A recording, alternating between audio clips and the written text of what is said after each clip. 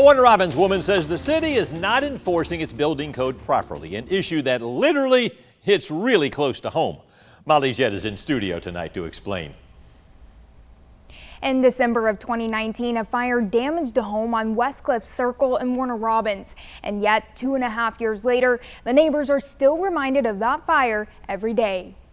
Overgrown weeds. It looks like a rainforest back there. It's bad. Crispy shingles. It smells, it attracts animals. And a boarded up home. Imagine the worst house fire you can imagine and then just like multiply it by 10 because of it just being left there to rot. Cassandra Jones has been living next to this mess for nearly 3 years. And since then, she's seen possums and cats come and go. They've already soiled, completely ruined the insulation in my attic. Jones owns the home connected next door. The man who rented it when it caught on fire no longer lives there. In February 2020, a woman bought the damaged home, but Jones says no one has lived in it or tried to clean it up since the 2019 fire. I don't deserve to live like this. Nobody does, and I need for somebody to say, okay, this is enough.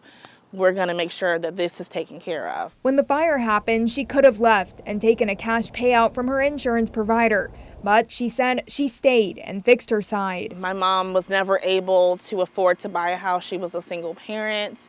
And it was really important to me that I bought a house in her memory. I wanted to make sure that I was a homeowner, even if she couldn't be. And so being here means a lot to me. It's just fulfilling that promise to her. Jones says she reached out to the city of Warner Robins several times, and so far, nothing has changed next door. Somebody has to understand that that isn't okay and that this needs to be worked as efficiently as possible and that I do need to be kept in the loop as to what's going on.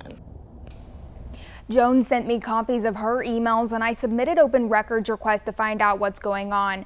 Jones first filed a code enforcement complaint in January of last year, then another in July of last year, and again this past April. She also spoke with Mayor LaRonda Patrick's office, Building and Transportation, the city attorney, and a councilman, and the county.